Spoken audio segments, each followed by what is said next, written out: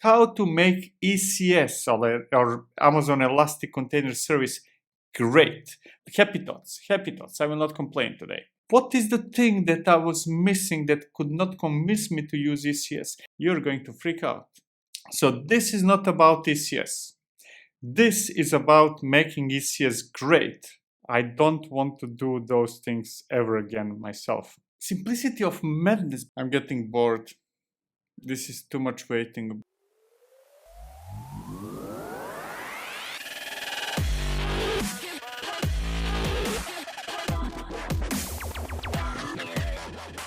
Today we are going to talk about AWS, specifically about ECS. ECS is maybe one of the most, if not the most popular service that AWS created. And yet it never grew on me, and I never got convinced that that's something I should be using. And there might be many reasons, but one of them is probably that it is supposed to simplify management of our clusters and applications, and it did. That's true, it did simplify it compared to other services, especially at that time in AWS. But compared to others, like similar services offered by Google Cloud and Azure Container, I don't think it ever met fully those expectations. And now in retrospective, when I think about it, one of the reasons it might be in fragmentation of ECS. We had to create a cluster separately from deploying services or applications. And to create a cluster, we had to create load balancer, networking, and storage, and all those things. There were too many things to be done. And AWS CLI did not help much with that. It treated ECS as a fragmented group of components instead of one single service. But I think that changed now, or a while ago. And we are going to explore precisely that subject. How can we make ECS be easier, more treated as a single service instead of collection of services and components and what's not? So, if you're not familiar with what ECS is and why am I comparing it, why was I briefly comparing it actually with Google and Azure, you might want to watch this video, actually it's over there somewhere up above my head, that compares ECS with GCR and Azure Container Instances and ECS, or Fargate, with or without Fargate. Anyway, compares different services in different vendors. Today, however, I will not go really deep into ECS. That's not the subject. What this subject is how to make ECS or Amazon Elastic Container Service great, how to make it amazing, and specifically, what is the missing piece? What is the thing that I was missing that could not convince me to use ECS? And now I might be changing my opinion. So this is not about ECS. This is about making ECS great. And we are going to do that through Copilot, it is the subject of this video. It is the project we are going to explore. But before we do that, first of all, hit the subscribe button. Do it right away. And now we can go and explore Copilot in 20 minutes or less. Here's what you need if you want to follow along what I'm doing. You can skip to the demo part right away if you don't, or if you just want to watch instead of replicating what I'm doing. But if you do want to follow along, you will need AWS account. So please go there and register. I'm pretty sure that you are already registered, so no problem there. Make sure to install the CLI, AWS CLI, and to configure it, with the config file or with the environment variables. Hey, this is not a tutorial about AWS. This is not even specifically about ECS. This is about making ECS great. So I will assume that you're familiar with AWS and you know what you're doing. What you will need, what might be new, is Copilot. So go and install Copilot CLI. And apart from that, we will need to build some container images. So make sure that you have Docker up and running. But, and here is a huge but, you might want to skip doing all that. Skip installing the CLIs, skip configuring stuff. Doesn't matter whether you have Docker or no, because you can use Gitpods. So if you want to have exactly the same environment as the one I will be using today, make sure that you're registered with Gitpod. If you're not, if you don't know what it is, right up there in the top right corner, you should see a link to the video that explains what Gitpod is. It's amazing. You should have it, and it will simplify what I'm doing greatly today. And then we have Gitpod extension, which again, if you watch that video, you know what Gitpod extension is. Install it. It's extension for Chrome, by the way. And finally, there are a few more things. We will need to set up, if you're using Gitpod, a few environment variables, and those variables are AWS access key ID. Here we are, the secret access key, and default region. You will need to create those three variables so that Gitpod knows how to connect to your AWS account. And apart from that, you might, depending on when you're watching, Docker inside of Gitpod might or might not be available. So if you're watching it right away, like end of 2020, it's probably still in a preview phase. So make sure to enable feature preview. Enable that, and you will have Docker support in your Gitpod. Again, Gitpod is not mandatory for what I'm going to do, but it might help because you will get everything you need with a click of a button, and Gitpod is amazing. Again, watch the video. Video is over there somewhere. Watch it if you want to see what Gitpod is and you're not familiar with it. And that's about it. Now we can jump into exploring how to make ECS great again. So this is the demo application we will use today. It's under my GitHub account with Fargate, and it is called Copilot Demo. Remember, all the links are in the description if you cannot deduce it yourself. Anyways, we will fork this repository, and then we are going to use it as a demo application that we will deploy and do different stuff with Copilot, and all of that in ECS. And remember, everything I'm talking about ECS equally, more or less equally applies to Fargate. So I'm going to fork this repository, and then we're going to see what we're going to do with it. And the reason why I'm forking it is because you should fork that repo, because we are going to push some changes to it. Not much, though. So here's my forked repository, and I'm going to create a workspace in Gitpod so that we can explore Copilot. It's already configured with everything we need, assuming that you created those environment variables. And remember, you don't have to use Gitpod. You can do the same from your laptop, from your terminal. This will take a couple of moments, probably like 15 seconds, 10 seconds. First time we run it, much faster the next time. So let's fast forward to the end of this process. Here it is. This is my application. This is the workspace for my application with everything we might need to develop it using, deploy it, build it, do everything we need to do it in ECS for this application and a few others using Copilot. I'm going to close the preview. I don't need preview anymore. And I'm going to make it bigger so that you see what's going on. The only thing we need to use Copilot in ECS is essentially a Docker file. Even though that is not really mandatory if you're planning to build images in some different way, but if you want to have a full tour around Copilot, you need Docker file. And you will need source code of your application, of course, but that's assumed, right? So this is the Docker file we will use to deploy our application to ECS using Copilot. And it is a simple one. It is basically multi-stage build that with the first stage, first image based on Hugo.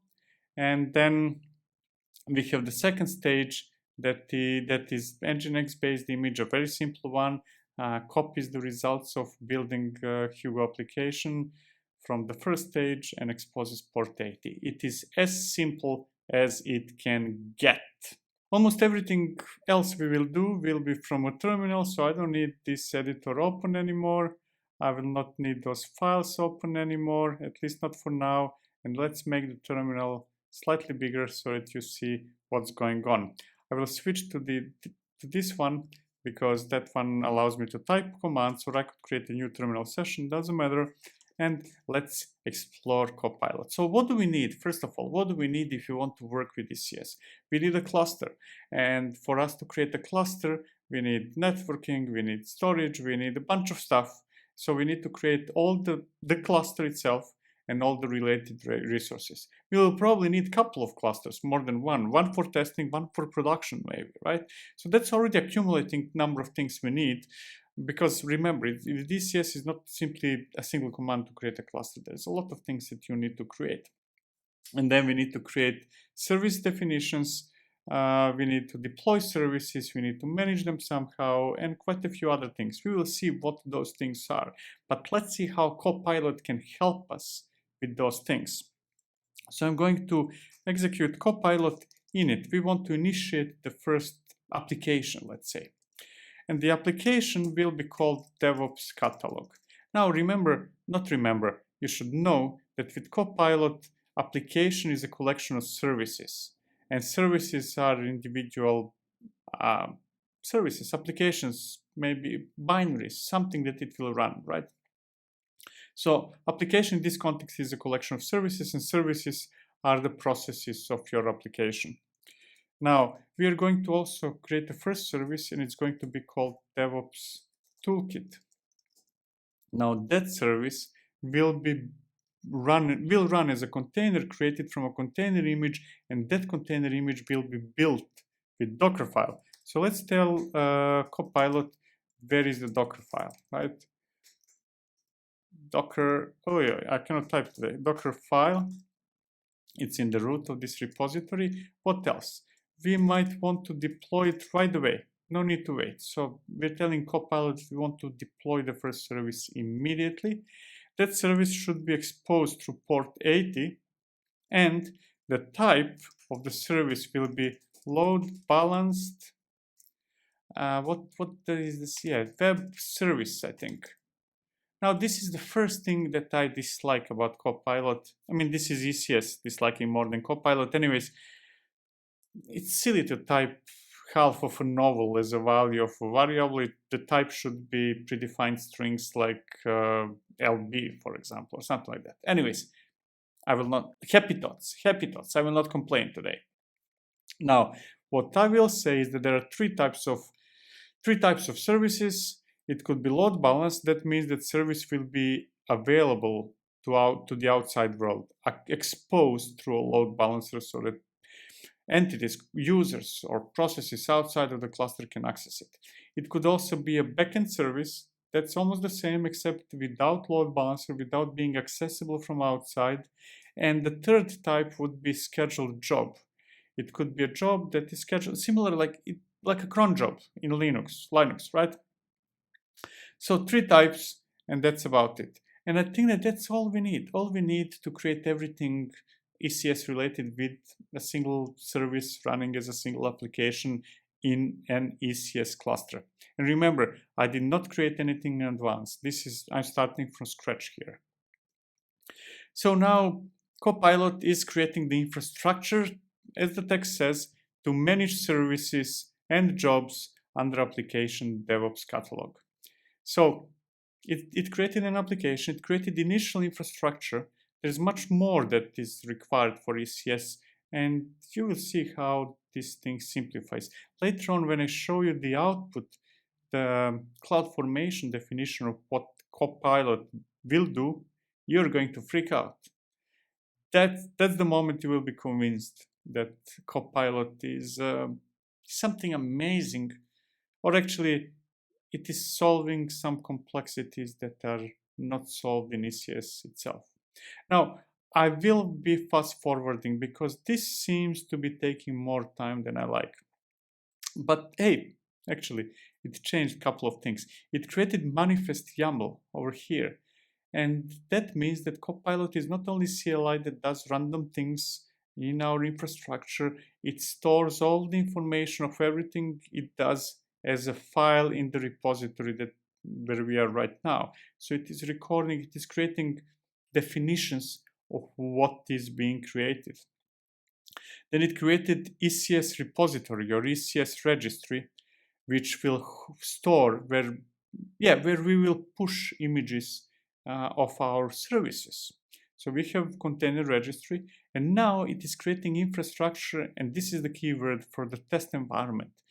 The first cluster that we will use, the default one, is test.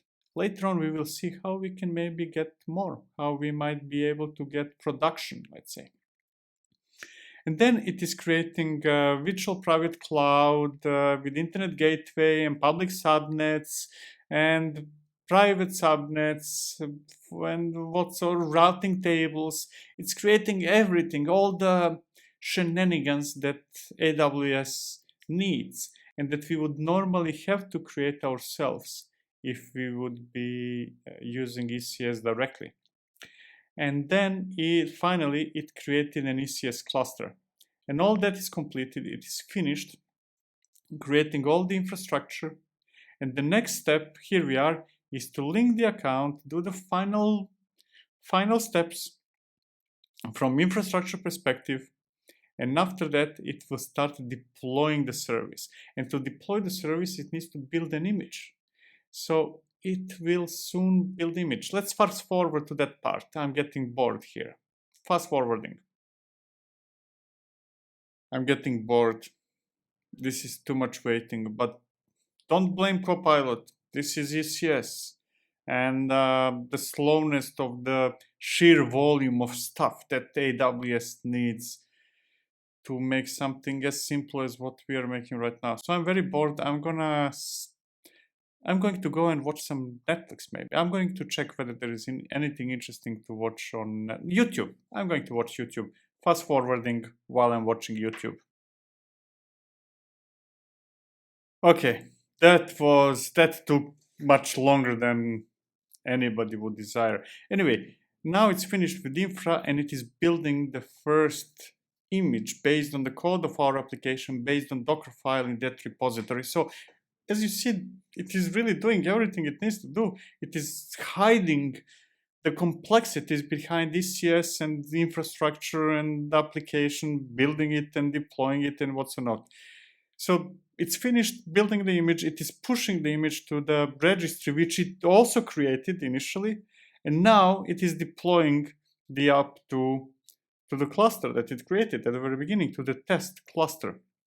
And this will likely take eternity, and I'm too bored to just wait. So I'm going to fast forward while I continue watching something, playing on my phone or watching YouTube or something like that.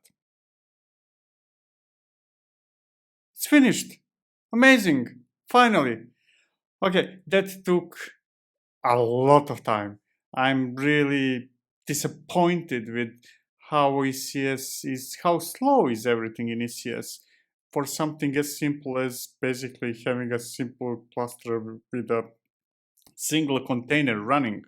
Even if you say, hey, half of the time was spent on creating cluster for the first time, second time it will be faster. First of all, we're going to yet discover whether it will be faster, but even after creating infrastructure, only if you focus on deploying a single container, that was slow, very, very slow. But anyway, happy thoughts, not commenting on ECS. This is about Copilot. And what it did was great. It would take quite a few hours, maybe potentially days, to define all this and in a way that is reproducible through code and what's not. Fantastic. The amount of things Copilot helps with is absolutely stunning. Now, let's see what we got. So we can do Copilot app show. Let's take a look at our application.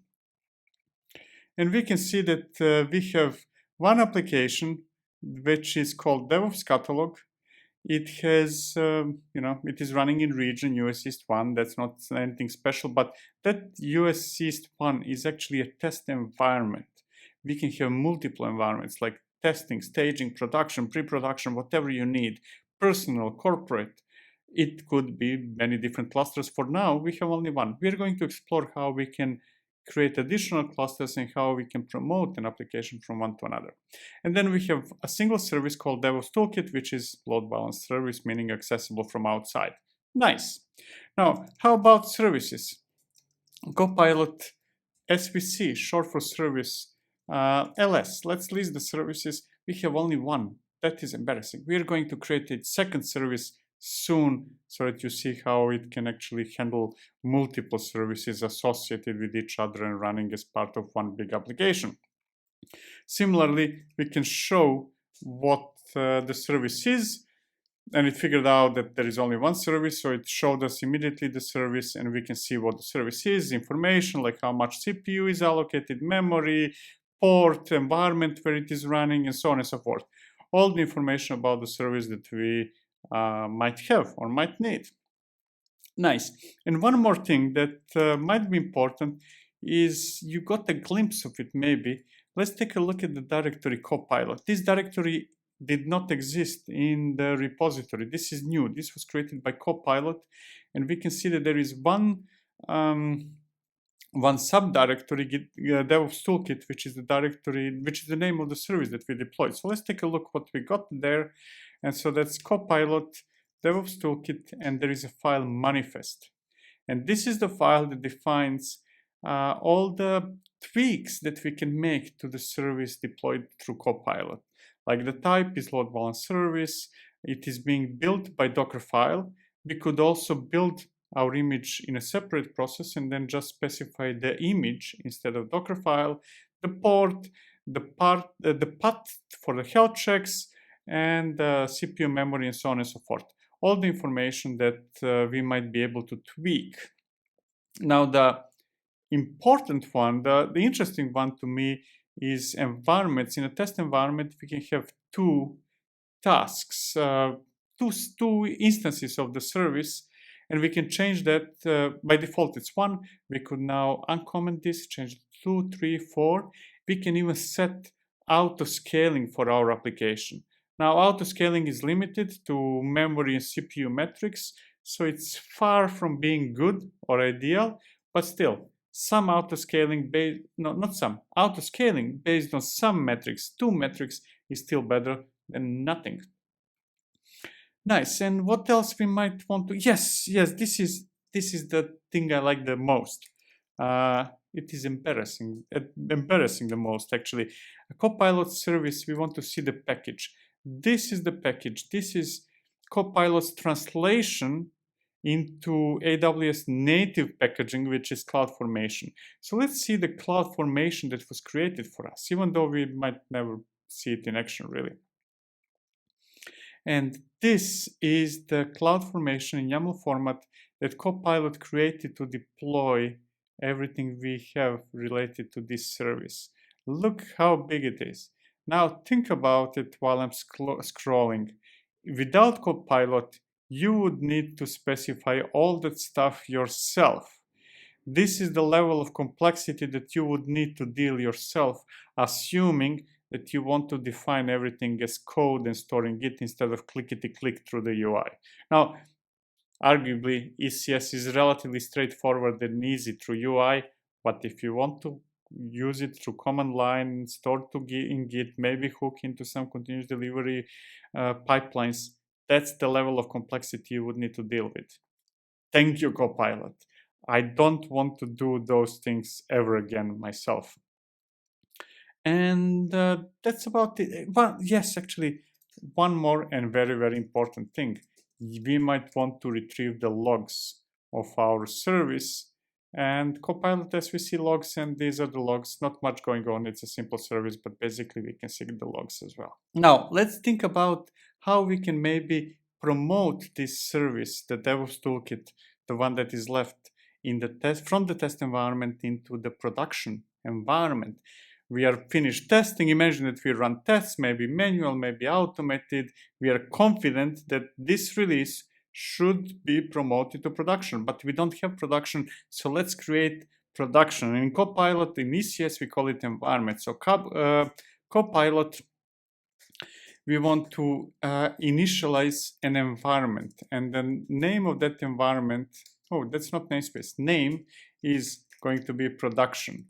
So initializing an environment is essentially creating a cluster and all the resources surrounding that cluster that we might need. Now, it asks me whether I want to enter new credentials, you should enter new credentials. In real world situation, you should use new credentials because temporary credentials even better, because you don't want to use the same credentials for test and production. But anyway, I'm going to use profile default, whatever is in my ECS AWS profile. What else? It will create new IAM roles. I cannot pronounce stuff anymore, and I will go with default. Let's try to go through this quick. You can ponder on those questions yourself. You can see that we are getting new VPCs, a new ECS cluster, new roles, and everything else that is not listed here, and we might need essentially. Now ECS is creating a new cluster and everything else that we might need. Hey, it's finished. We got production environment. Nothing is running there. This is just infrastructure, and it's finished. And now let's take a look. What do we have? If we say env ls, if we list the environments, we have two, test and production. We can show the specifics of some environment. Which one shall we use? Production this time. And we see what the environment is with the details,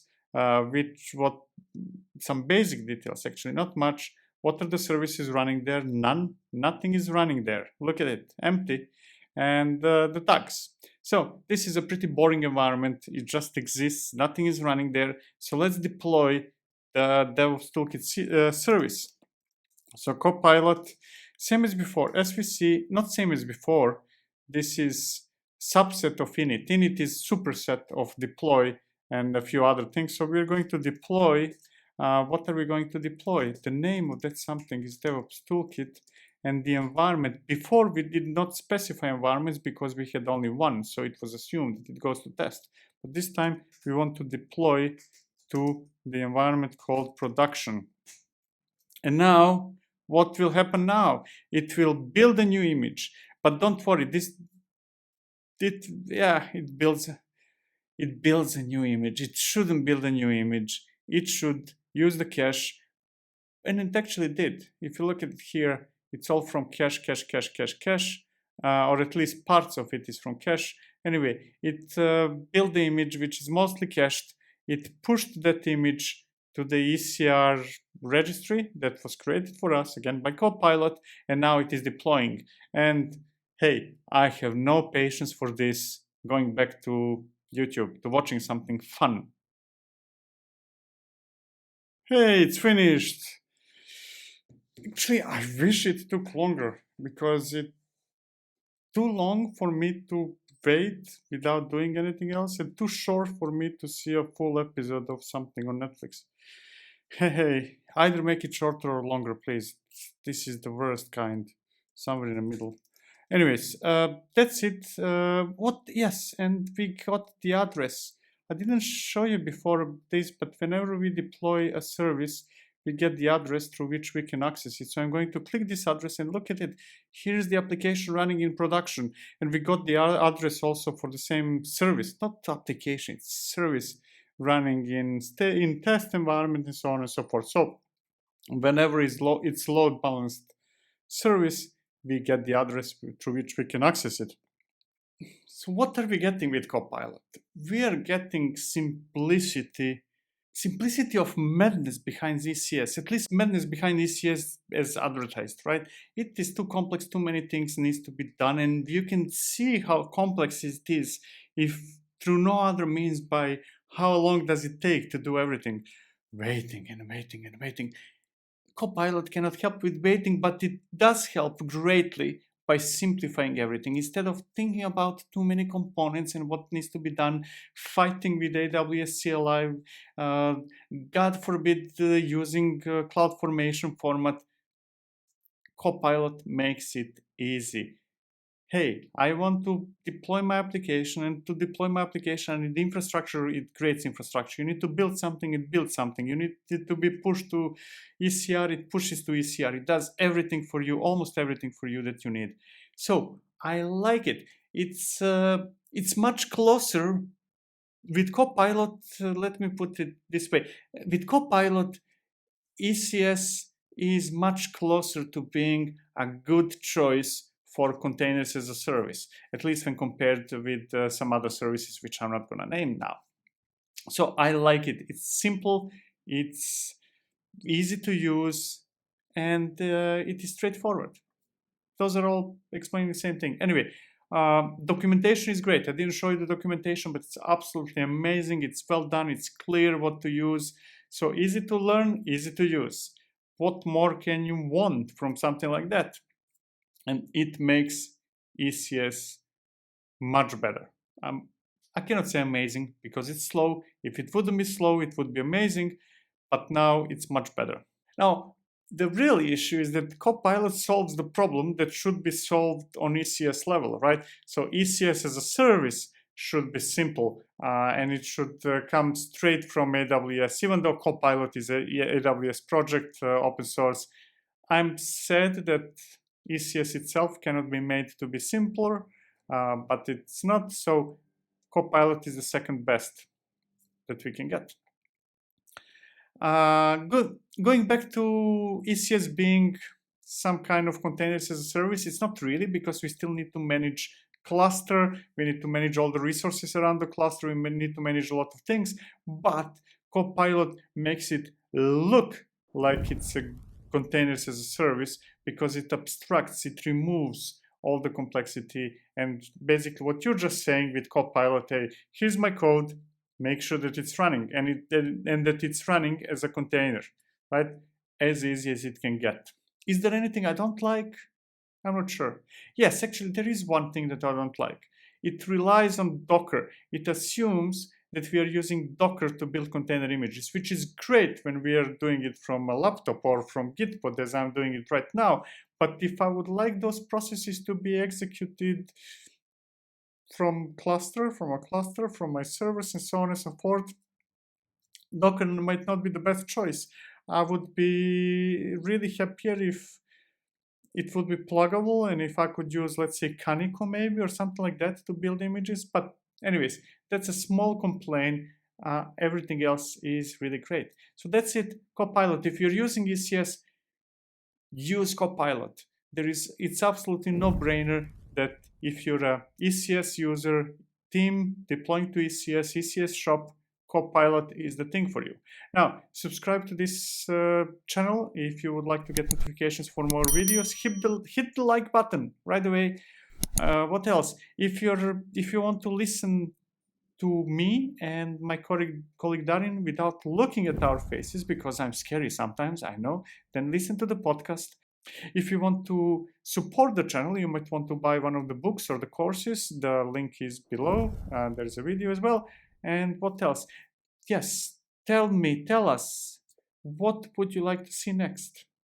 We are taking requests. So if there is anything you would, and actually, to be honest, a lot of videos that you've been watching in the past are suggestions from other users. So suggest what would you like me to explore next. I don't guarantee that I will do it, but I might. Cheers. See you next time.